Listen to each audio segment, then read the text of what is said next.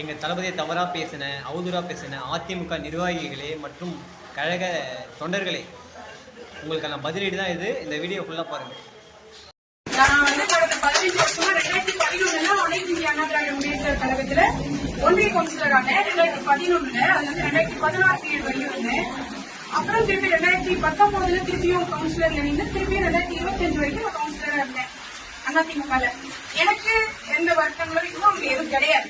ஆனா அண்ணனோட தமிழக வெற்றி கழகத்துல விஜய் அண்ணனோட அவர் பேசுற இன்ஸ்பிரேஷனா அவர் மக்கள் இங்க இருந்து நான் நல்லது வந்து மக்களுக்கு பண்ண முடியுன்ற முழு நம்பிக்கைக்காக நான் இங்க வந்திருக்கேன். ஆனா அந்த நல்லது வந்து தமிழக வெற்றி கழகத்துல இருந்து மட்டும்தான் பண்ண முடியும்ன்றது என்னோட நம்பிக்கை.